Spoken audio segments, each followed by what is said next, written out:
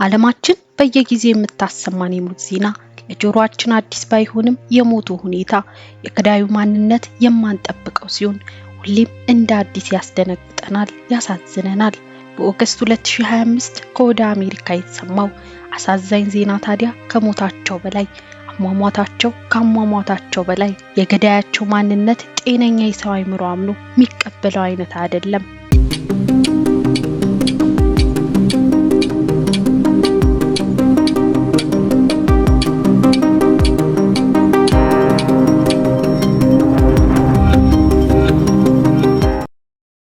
ኤሚሊ ሎንግ እና ሪያን ሎንግ ረዘም ላለ ጊዜ በቆዩበት የትዳር ጊዜ 3 ልጆችን አፍርተዋል። ኤሚሊ በአንድ በርከት ያለ ቅርንጫፎች ባሉት ሬስቶራንት ኦፕሬሽን ዳይሬክተር ሆና ስትሰራ፣ ሪያን በበኩሉ በተለያየ ትምህርት ቤቶች የስነ ልቦና ትምህርቶችን ይሰጣል። ሁለቱም ጥሩ ስራ ያላቸው ጥንዶች፣ ከዛም በላይ ደግሞ በ3 ልጆች የተባረከው ትዳራቸው ብዙዎች የሚመኙት አይነት የሰከነ ትዳር ይመስል ነበር።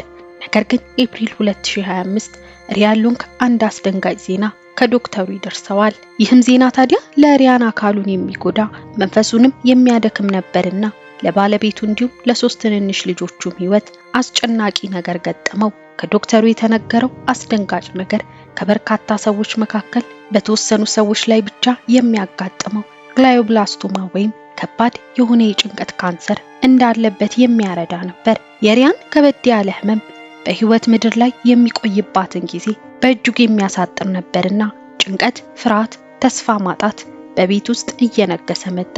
የሪያን ባለቤት ኤሚሊ በርካቶች የሚጠቀሙትን የቲክቶክ ማህበራዊ ሚዲያን በመጠቀም የተለያዩ ቪዲዮዎችን ለተከታዮቿ ትለቃለች።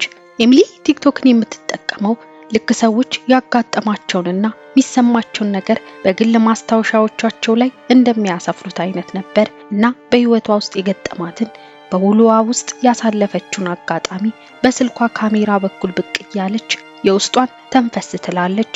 ባለቤቷ የጭንቀት ካንሰር ከተገኘበት በኋላ ራሷን ብሬን ካንሰር ዋይፍ ብላ እያስተዋወቀች ባለቤቷ የደረሰበትን ደረጃ፣ የህክምና ሁኔታ በምትሰራቸው ቪዲዮዎች ትገልጻለች።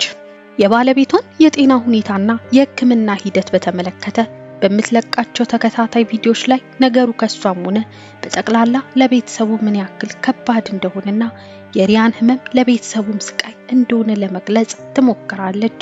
ከጊዜ ወደ ጊዜ ግን ነገሮች እየከፉ የመጡ ይመስላሉ። ኤሚሊ በተከታታይ በምትለቃቸው የቲክቶክ ቪዲዮዎች ላይ አንዳች ተስፋ መቁረጥና ከፍተኛ የሆነ የድብርት ስሜት ውስጥ እየገባች እንደሆነ የሚያሳብቁ ነበር። ኤሚሊ ከባለቤቷ አሳዛኝ ሁኔታ በተጨማሪ ሌላ እረፍት የሚነሳ ጉዳይ እንደገጠማት ይሰማ ነበር። እሱም ዳይሬክተር ሆና በምታገለግልበት ስራ ቦታዋ ላይ ያለ አግባብ ለግል ጥቅሟ አጭበርብራ ወስዳለች ከተባለው $600,000 በላይ ገንዘብ ባለቃዋ ክስ እንደቀረበባት የሚገልጸው ነገር ነበር። ኤሚሊ ስለዚህ ጉዳይ በስፋት ይሄ ነው ብላ ባትገልጽም፣ ነገር ግን በተለይም ባለቤቷ ላይ የተፈጠረውን ነገር ሌሎች ጉዳዮችን በማንሳት የህይወት ጣዕሟን እያጣችው እንደሆነና ከፍተኛ የድብርት ስሜት ውስጥ እንደገባች ከምትለቃቸው የቲክቶክ ቪዲዮዎች መረዳት ይቻላል። ኤሚሊ ሎንግ ለመስማት እንኳን እጅግ ውስጥን ከሚረብሸው አጋጣሚ 2 ቀናት ቀደም ብሎ አንድ አዲስ የቲክቶክ ቪዲዮ እንደተለመደው ለተከታዮቿ አጋራች። በዚህ ቪዲዮ ታዲያ የ34 ዓመቷ ኤሚሊ የ8፣ የ4 እና የ3 ዓመት ህፃን ልጆቿ በመጠኑ ጠቀስ ያደረገች ሲሆን የንግግሯ ጠቅለል ያለ ሐሳብ ይህን ይመስል ነበር። ራሴንና ልጆቼን ልክ እንደ በፊቱ ማህበራዊ ግንኙነታችን እንዲጠናከር ለማድረግ ሞክራለሁ። በዚህ ጊዜ ውስጥ ልጆቼ በእጅጉ እየተፈተኑ ነው። በተለይም የ3 ዓመት ልጄ ከፍተኛ የሆነ የባህሪ ለውጥ ውስጥ ነው። ለምሳሌ ትላንት ማታ መተኛት አልቻለም ነበር። ያለበት ያነሰ የእድሜ ሁኔታ ደግሞ እሱን ለማከም ከባድ ያደርገዋል። ነገር ግን አሁን ላይ ራሴን ለመቀየር ሞክራለሁ። ጥሩ ለብሳለሁ። ራሴን እንደ በፊቱ ለማድረግ እጥራለሁ። ከጎረቤቶቻችንና ከቅርብ ጓደኞቻችን ጋር እንገናኛለን። ባለቤቴ እንኳን የሚመጣ አይመስለኝም። ከልጆቼ ጋር እንሄዳለን ይላል። የኤሚሊ የመጨረሻ ቪዲዮ በአጭሩ ይህን ቪዲዮ ርዕሱን ሜኪንግ ቼንጅ የሚል ስያሜ ሰጥታው ነበር። በዚህም ይህንን የተመለከተ ሰው በቀጥታ እንደሚረዳው ኤሚሊ ለጊዜያት ከቆየችበት ጭንቀትና ድብርት ራሷንና ቤተሰቧን ለማላቀቅ ጥረት እንደምታደርግና ህይወትን እንደ አዲስ ደስተኛ ሆኖ ለመቀጠል የመጀመሪያ ሂደቷን እየጀመረች እንዳለች ነበር የሚረዳው። የቪዲዮ ዕለተ ቅዳሜ ከተለቀቀ በኋላ ኤሚሊ ለቀጣዮቹ ቀናት ምንም አይነት ማህበራዊ ሚዲያዋ ላይ አልለቀቀችም። በቀጣዮቹ ቀናት ኤሚሊ የጠፋችው ከቲክቶክ ተከታዮቿ ብቻ ሳይሆን ከቅርብ ወዳጆቿም ነበርና በሳምንቱ የመጀመሪያ ቀን ለተሰኙ ፖሊስ ወደነ ኤሚሊ መኖሪያ ቤት አቀና። ፖሊስ ከውስጥ ሆኖ ወደ ቤቱ እንዲገባ የሚጋብዘው ሰው ባያገኝም ወደ ውስጥ ዘልቆ ገባ። በዚህ ታዲያ እጅግ ለማየት የሚከብደውን በድንጋጤና ሐዘን መላ ሰውነትን የሚነዝረውን አጋጣሚ ተመለከቱ። በዛ ቤት ውስጥ በካንሰር ህመም ሲሰቃይ የነበረው የ48 ዓመቱ ሪያን፣ 2 የ8 እና የ6 ዓመት ልጆች እንዲሁም ራሷ የ34 ዓመቷ ኤሚሊ ሞተው ተገኙ። ሁሉም የቤተሰቡ አባላት በጥይት የተገደሉ ሲሆን የካንሰር ህመምተኛው ሪያን በተደጋጋሚ በተተኮሰበት ጥይት እንደተገደለ ታይቷል።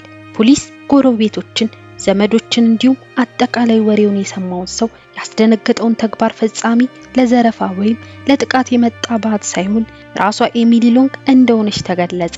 ከአንድ ቤተሰብ 4 የቤተሰብ አባላት ሞተው ግኝታቸው ትልቅ አሳዛኝ ክስተት ሆኖ ሳለ የቤተሰቡን ነፍስ የነጠቀችው ደግሞ እሷ መሆኗ ሲሰማ ከአእምሮ በላይ የሆነ አስደንጋጭ አጋጣሚ ሆነ።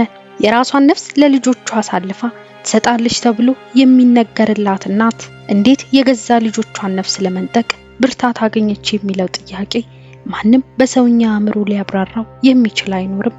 ነገር ግን ኤሚሊ ሎንግ በአንድ ቀን ውስጥ የባሏን የሁለት ልጆቿን በመጨረሻም የራሷን ነፍስ እንዳጠፋች ተሰማ። በዚህ በደምና በሰዎች አስክሬን በተሞላው ቤት ውስጥ አንዲት ነፍስ ብቻ በህይወት ተረፈች። እሱም የ3 ዓመት ልጃቸው ሲሆን ምንም አይነት ጉዳት ሳይደርስበት ጤነኛ ሆኖ ተገኘ።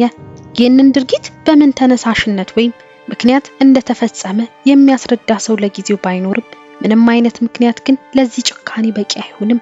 ከቤተሰቡ ለብቻው ነፍሱ የተረፈው የ3 ዓመቱ ህፃን አሁን ላይ የቤተሰቡ ሞት ምክንያት የሚረዳበት እድሜ ላይ ባይሆንም እድሜው ከፍ ሲል መላ ቤተሰቡን ያጣበት ምክንያት ማስተዋል ላይ ሲደርስ የሚሰማውን ህመም ማሰብ በእጅጉ ልብ ይሰብራል።